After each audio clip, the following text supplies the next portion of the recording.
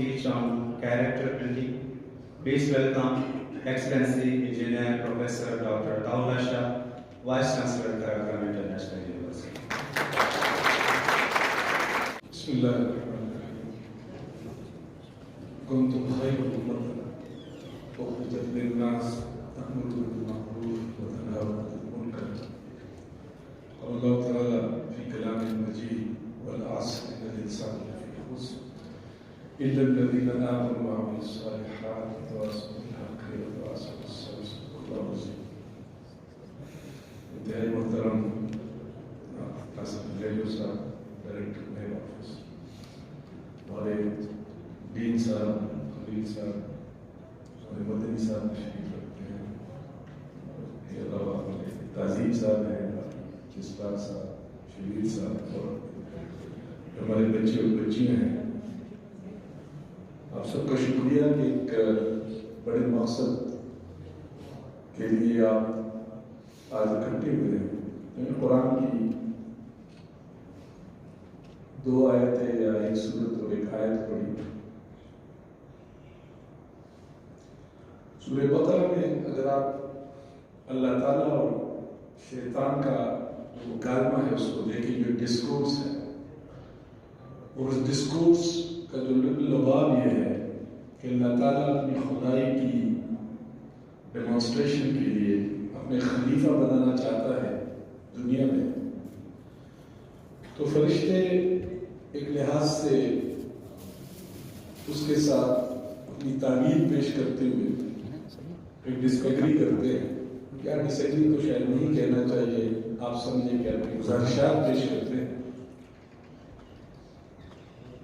اور پھر اللہ تعالیٰ انسان کو ایک خلیفہ بنانے کی جو اساس اور بنیاد فراہم کرتا ہے وہ علم ہے.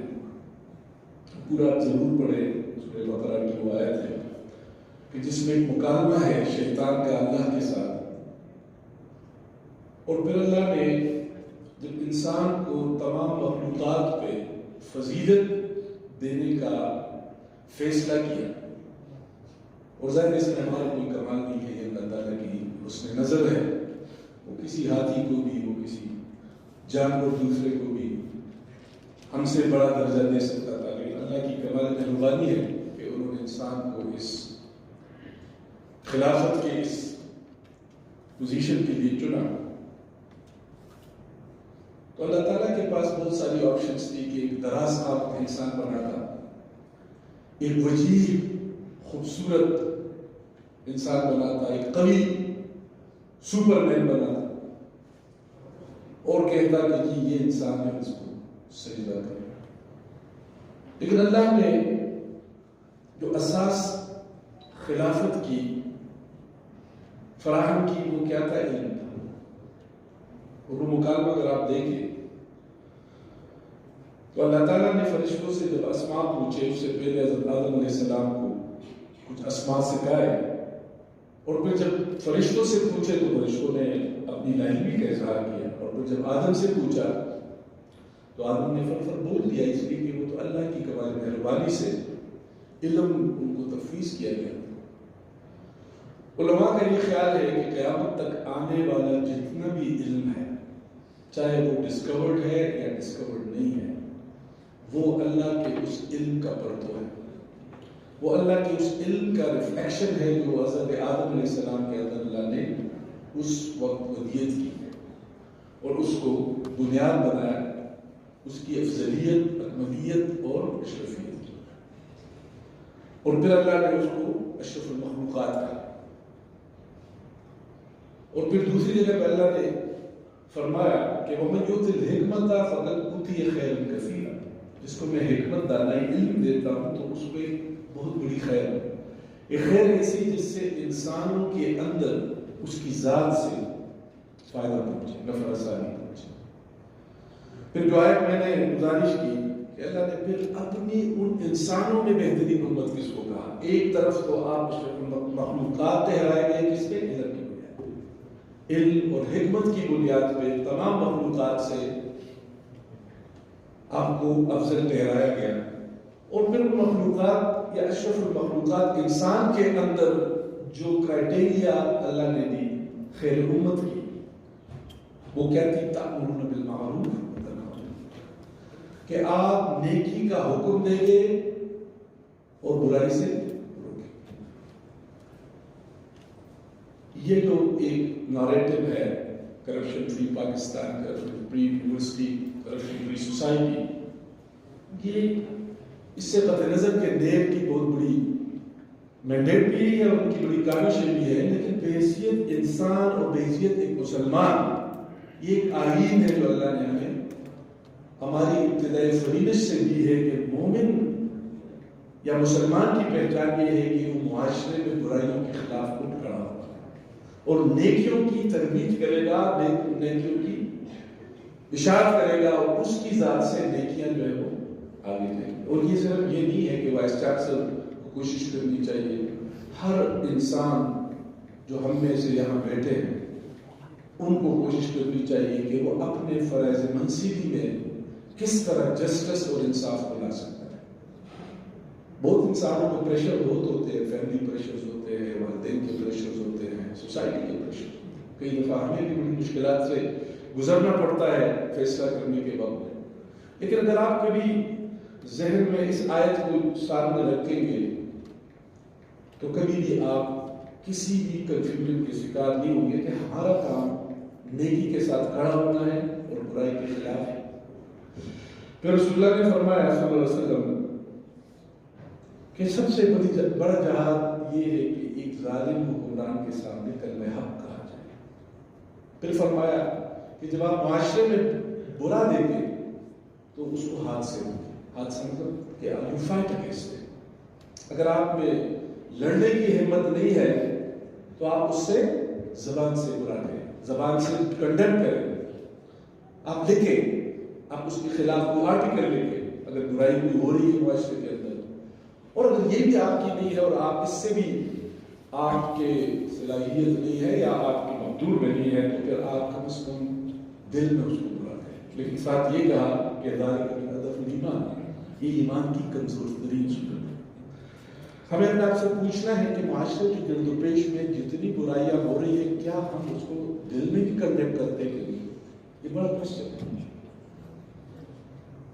کجا کہ ہم اس کے خلاف اٹھ کھڑے ہو، اس کو ہاتھ سے روکے، زبان سے روکے، اس کے لیے لکھے۔ مولا علی نے فرمایا رحم اللہ وجہہ، الملک یبقی مع الکفر ولا یبقی مع الظلم، ایک قوم کفر کے ساتھ تو زندہ رہ سکتی ہے اور ظلم کے ساتھ زندہ رہ، اور ظلم کی بنیادی ڈیفینیشن یہ ہے کہ کسی چیز کو اس کی اصل جگہ پہ نہ رکھنا۔ الظلم لا تفید شیء فی جائزہ، کہ کسی چیز کو اپنے جائز جگہ پہ نہ رکھنا، چاہے وہ فیصلہ ہے، چاہے اسٹوڈنٹ کے نمبر دینا ہے، چاہے اسٹوڈنٹ کی ایڈمیشن ہے، چاہے کسی امپلائی کا رائٹ ہے، چاہے اس کا پروموشن ہے، جب آپ ان کو ان کا حق نہیں دیتے تو آپ ظلم کا مرتکب ہو جاتے ہیں۔ خواتین حضرات، فنون لطیفہ کی جب ہم بات کرتے ہیں تو مکالمہ بھی اس کا ایک لازمی حصہ ہے۔ شاعری کے سلسلے کو تھوڑی دیر کے لیے روکتے ہوئے میں انتہائی ادب کے ساتھ ملتمس ہوں پروفیسر ڈاکٹر انصار البنی صاحب سے کہ وہ اس ٹاپک پہ مختصر سا مکالمہ پیش کریں۔ ڈاکٹر انصار البنی۔ بسم اللہ الرحمن الرحیم۔ السلام علیکم ورحمۃ اللہ وبرکاتہ۔ آپ کیسے ہیں؟ آواز نہیں آ رہی؟ اگر آپ چاہتے ہیں کہ میں تھوڑی سی گفتگو کروں تو پھر میری گزارش ہوگی کہ ہم سب تھوڑی دیر کے لیے اپنے ان کاموں کو اپنی میں، انا، خودی، روح، نفس یعنی شخصیت کے ساتھ منسلک کریں اور اپنے آپ سے یہ سوال کریں کہ کیا میں کرپٹ ہوں یا کرپشن کا حصہ ہوں یا نہیں۔ اگر ہوں تو پھر اپنے آنے والے کل کے حوالے سے اللہ کے پیارے حبیب صلی اللہ علیہ وآلہ وسلم کے اس پیغام کو سمجھیے، ایک آدمی قیامت کے دن لایا جائے گا اور جہنم میں پھینک دیا جائے گا تو اس کی انتڑیاں باہر نکل پڑیں گی، وہ انہیں لیے آگ میں اس طرح پھرے گا جیسے گدھا چکی میں گھومتا ہے۔ دوسرے جہنمی اس کے پاس اکٹھے ہو جائیں گے، پوچھیں گے اے فلاں یہ تیرا کیا حال ہے، یہاں تم کیسے آ گئے؟ تم تو ہم کو نیکیوں کا حکم دیتے اور برائیوں سے روکتے تھے۔ وہ کہے گا میں تم کو نیکی کی تلقین کرتا تھا مگر میں خود اس پر عمل نہیں کرتا تھا، اور تم کو برائیوں سے تو روکتا تھا مگر خود کرتا تھا۔ عزیز طالب علم، ہم اس نصیحت کو یوں سمجھیں کہ ایک بادشاہ نے اپنے تمام رعایا کو حکم دیا کہ ہر گھرانے سے ایک ایک گلاس دودھ لا کر میرے دودھ کے کنویں میں ڈال دیجئے، کیونکہ کنواں خالی ہو رہا ہے۔ رات کا وقت تھا، لوگ اپنے گھروں سے جوک در جوک نکلے اور بادشاہ کے حکم پر دودھ کے کنویں میں اپنا گلاس اندیلتے رہے۔ صبح کے وقت وزیر نے کنویں کو دیکھا تو اس میں پانی ہی پانی تھا۔ وزیر نے بادشاہ سے شکایت کی کہ لوگوں نے دودھ کے بجائے پانی ڈالا ہے۔ بادشاہ نے جب انویسٹیگیشن کی تو نتیجہ یہ نکلا کہ دودھ ڈالنے والے ہر شخص نے یہی سوچا تھا کہ اتنے سارے لوگ جب دودھ ڈالیں گے تو میرے ایک گلاس پانی سے کیا فرق پڑے گا۔ نتیجتاً پورا کنواں دودھ کے بجائے پانی سے بھر گیا۔ عزیز طالب علموں، ہم سب جہاں ہیں یا جہاں ہوں گے وہاں ہمیں اپنی تربیت اور شخصیت کے اظہارات کے مواقع ملتے رہیں گے، تو اس وقت ہمیں اس قرآنی پیغام کو فراموش نہیں کرنا چاہیے کہ وَلِلَّهِ الْعِزَّةُ وَلِرَسُولِهِ وَلِلْمُؤْمِنِينَ، عزت اللہ، اس کے رسول اور مومنین کے لیے ہے۔ حدیث میں آیا ہے اللہ تعالیٰ نے مومن کے ہاتھ میں اس کے تمام امور سپرد کیے ہیں۔ وَلَمْ يُفَوِّضُ إِلَيْهِ أَنْ يَضِلَّ نَفْسَهُ، مگر اپنے آپ کو ذلیل کرنے کا اختیار نہیں دیا ہے۔ جب ذلیل ہونے کا اختیار ہمارے پاس نہیں ہے تو پھر ہم ایسے کاموں میں کیوں شریک ہوں جہاں ہماری عزت نفس متاثر ہوتی ہو۔ میں ایسے شخص کو زندوں میں کیا شمار کروں جو سوچتا بھی نہیں، خواب دیکھتا بھی نہیں۔ یہ عصر نو کی چتاؤں کی راہ کیسی ہے کہ روح راکھ ہوئی اور بدن جلا بھی نہیں۔ عزیز طالب علموں، ظاہر ہے جن کے خوابوں میں حساب دینے کا چیپٹر ہی غائب ہو تو آپ ان سے کیا امیدیں رکھیں گے؟ جب کسی شہزادے نے شیروں کی تربیت کرنے اور انہیں سدھارنے کا سنا تو بڑے شوق سے ان کی مہارت دیکھنے کے لیے گرجا گھر پہنچے۔ شہزادے نے دیکھا کہ مالک کے اشاروں پر خونخوار درندے بچوں کے ساتھ مستیاں کر رہے ہیں۔ اچانک ان کی نگاہ ایک درخت کے نیچے سوئے ہوئے 5 شیروں پر پڑی جو بظاہر کمزور، نہیں، لاغر، مسکین سے لگتے تھے۔ شہزادے نے اس شخص سے پوچھا کہ شاید ان شیروں کو آپ سدھارنے میں ناکام ہوئے ہیں۔ انہوں نے فوراً کہا نہیں جناب، یہ تو میرے بہترین تربیت یافتہ ہیں۔ یہ شام ہوتے ہی عبادت گاہ کی حفاظت کا فریضہ انجام دیتے ہیں۔ ان میں سے ایک عبادت گاہ کے مشرقی حصے کو سنبھالتا ہے، جبکہ دوسرا، تیسرا اور چوتھا مغربی، شمالی اور جنوبی حصے پر تعینات ہو کر دشمنوں کے عزائم خاک میں ملا دیتے ہیں۔ شہزادے نے 5ویں شیر کے بارے میں پوچھا تو انہوں نے کہا یہ شیر عبادت گاہ کے اندر چاق و چوبند رہتا ہے اور ہر ایک پر نظر رکھتا ہے، کیونکہ بہت سے گھر اندر ہی سے اندر والے ڈاتے ہیں۔ یہ پانچواں شعر کون ہے اور کہاں ہے؟